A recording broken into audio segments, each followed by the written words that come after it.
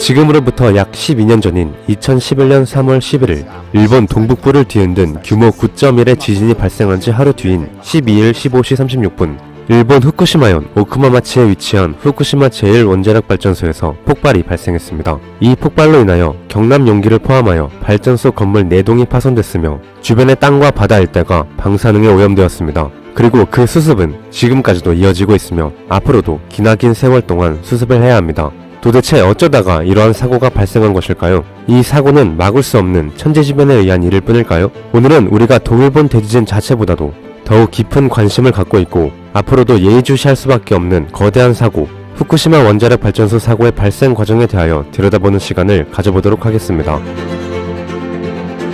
이 사고를 들여다보기에 앞서 우선 원자력이 무엇이며 원자력 발전이 어떻게 이루어지는 것인지, 또 이 과정에서 나오는 방사능이란 대체 무엇인지를 간략하게 알아보고자 합니다. 원자력이란 원자핵이 분열하면서 나오는 에너지를 의미하며 일반적으로는 핵융합을 포함하지 않습니다. 그러므로 원자력은 핵분열 에너지를 가리키는 단어라고 이해하면 됩니다. 크고 무거운 원자들은 원자핵 자체가 커지면서 그 안정성이 떨어지는데, 이때 외부에서 중성자, 가마선 등으로 충격을 주면 즉시 가벼운 원자로 쪼개지면서 이때 손실된 질량만큼 에너지를 방출합니다. 여기에서 쪼개지는 물질로 가장 잘 사용되는 것이 우라늄과 플루토늄이며 각각 원자력 발전, 원자폭탄에 주로 사용됩니다. 우라늄이 분열하면서 내놓는 열로 물을 끓인 뒤 여기서 나온 수증기로 터빈을 돌려 발전을 하는 것이 현대의 원자력 발전소의 계략적인 구조입니다. 즉 화력발전소와 근본적으로 다를 것이 없으며 나무에서 석탄, 석유로 다시 핵분열로 그 여론이 바뀌었을 뿐입니다. 대신 그 효율이 이전의 것과는 비교가 무의미할 수준으로 압도적인 것이 장점입니다. 문제는 이러한 극도로 높은 효율에 동반한 치명적인 단점, 바로 방사능입니다. 방사능이란 방사선을 내뿜는 능력을 의미하는데, 그러므로 우리에게 실질적으로 문제가 되는 것은 바로 방사선입니다. 그리고 이 방사선 중에서도 특히 전리방사선이 문제가 되는데, 일상생활에서 방사선을 말한다면 이 전리방사선을 의미하는 것입니다. 전리방사선이란 원자나 분자를 이온화시킬 수 있는 방사선, 즉 전자를 밀어넣거나 뺏어옴으로써 그 구조를 변화시킬 수 있는 방사선을 말합니다. 그리고 이러한 방사선은 다시 알파선, 베타선, 중성자선 등의 입자선과 전자기파로 나눌 수 있습니다. 이 중 입자선은 모두 전리방사선이며 알파선과 베타선은 아주 쉽게 생각하자면 각각 고속으로 움직이는 헬륨 원자핵과 전자입니다. 물론 중성자선은 고속으로 움직이는 중성자입니다.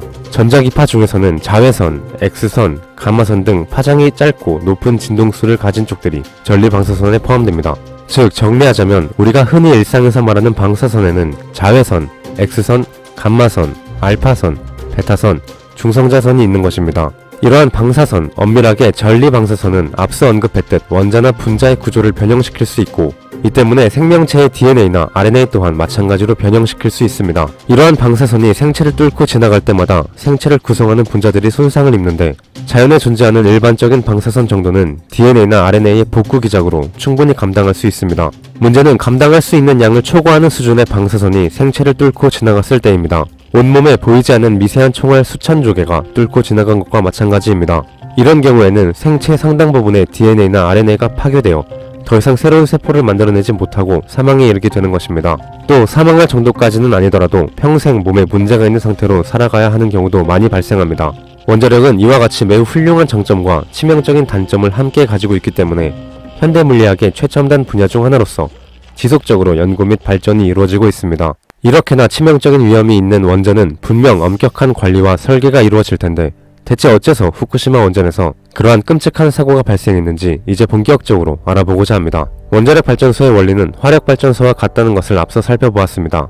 핵이 분열하면 내놓는 열에 냉각수를 투입하여 냉각수를 끓임으로 터빈을 돌리기 때문에 이 냉각수의 공급이 끊긴다면 핵연료는 그대로 노출되며 계속해서 온도가 올라가게 됩니다. 냉각수를 투입하는 일에는 당연히 전기가 필요한데, 모종의 이유로 발전소가 정전이 된다면 어떻게 될까요? 당연하게도 냉각수 투입이 불가능해집니다. 이를 대비하여 원자력 발전소 등 모든 첨단 시설들에는 반드시 비상발전기가 설치되어 있습니다. 후쿠시마 원자력 발전소에도 당연히 비상용 디젤 발전기가 설치되어 있었습니다. 문제는 변전 설비가 지하에 설치되어 있었다는 점, 그리고 원전 앞에 설치되어 있던 5m짜리 해안 방벽으로는 당시 후쿠시마 지역에 들이닥쳤던 15m 높이의 지진해를 막기에는 턱없이 부족했다는 점이었습니다. 이는 난카이 대지진에 집중하여 대비를 세우고 있는 일본이 동북부에서 이렇게나 거대한 지진이 발생할 것이라는 예측 자체를 못한 것에서 기인합니다. 물론 이를 예측하지 못한 것까지는 어쩔 수 없는 천재지변의 범주에 들어갈 수 있습니다. 하지만 이때의 지진의 일로 원전 일대가 침수되면서 지하에 설치된 변전 설비 또한 침수되어 작동을 멈춥니다. 변전 설비가 지하에 설치되어 있던 것이 결정적인 패착으로 작용한 것입니다. 이 때문에 멈춘 발전기 대신 최대 8시간까지 작동할 수 있는 비상 배터리가 가동됩니다. 8시간 내에 외부 전원을 원전에 연결하여 다시 냉각수를 공급하면 일단 안심할 수 있는 단계였습니다. 그러나 이 비상 배터리 작동 시간 동안 전원을 공급하려는 모든 노력은 결국 실패로 돌아갔고 후쿠시마 원전의 전기 공급은 완전히 멈추게 됩니다. 전원을 연결할 수 없게 된 순간 문제를 해결하기 위한 거의 유일한 방법은 해수를 투입하는 것이었습니다. 해수를 투입하는 순간 불순물 때문에 원전은 더 이상 제 기능을 못하게 되지만 더 큰 사고를 막기 위해서 취할 수 있는 사실상의 마지막 방법이었습니다. 그러나 사상 처음 겪어보는 대혼란 속에 여전히 문제를 해결할 수 있을 것이라고 오판을 하여 해수 투입 시기를 놓쳤습니다. 이것이 변전 설비 위치 설계 오류에 이은 두 번째 인재였습니다. 결국 온도가 계속 상승한 해결료는 용융을 일으켰고 연료봉에 있던 지르코늄의 산화 반응을 통해 나온 수소와 경남 용기 내 수증기로 내부 압력이 상승하며 수소 폭발을 일으켜 결국 원전 건물 자체가 박살나는 일이 벌어지고 말았습니다. 이 폭발로 주변 지역과 인근 해양에 방사능 물질이 흩뿌려졌고 몇 번이나 사전에 막을 수 있었던 이 대참사의 뒤처리는 사고 발생 12년이 지난 현재까지도 계속되고 있습니다. 이 사고를 통하여 전 세계의 원자력 발전소에 대한 점검이 이루어졌고 기존의 연구나 예측을 뛰어넘는 재난에 대한 대비를 하기 시작했습니다. 애석하게도 아직까지 원자력 발전보다 더욱 효율적인 발전 방식이 없기 때문에 후쿠시마 사고 이후 원전의 폐지보다는 이전에도 계속 연구되고 있었던 토륨 원자로나 핵융합 발전 등에 대한 투자가 늘었고 재생에너지 등에 대한 개발에 더욱 속도가 붙는 방식으로 연구가 진행되고 있습니다. 언젠가 현재의 원자력 발전보다 훨씬 더 효율적이고 안전한 원자력 발전 방식이 나올 것이며 궁극적으로는 방사성 폐기물이 거의 나오지 않는 핵융합 발전의 상용화로도 이어질 수 있지 않을까 조심스럽게 기대해 볼 수 있겠습니다.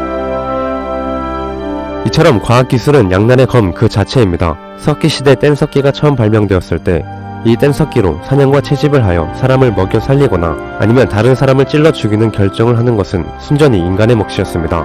뗀석기는 그저 양쪽에서 훌륭한 도구로 사용되었을 뿐입니다. 현대의 과학기술 또한 이와 다르지 않습니다. 원자력 기술로 원자력 발전소를 만들어 인류를 풍족하게 할 수도 있고 원자폭탄을 만들어 인류를 파멸로 몰아갈 수도 있습니다. AI를 이용하여 사회를 효율적으로 돌아가게 할 수도 혼란스럽게 만들 수도 있습니다. 이를 결정하는 것은 기술이 아닌 인간입니다. 이러한 과학의 가치 중립성에 대한 것은 과학기술 문명의 혜택을 누리고 있는 우리 모두가 한 번씩은 생각해봐야 할 문제입니다. 다음 편에서는 이렇게나 지진과 화산이 많이 발생하는 일본 열도가 결국 어떻게 되는 것인지, 정말 침몰하고 마는 것일지, 그렇다면 지구에는 어떠한 영향을 줄지 알아보는 시간을 가져보도록 하겠습니다. 감사합니다. 웨더노트였습니다.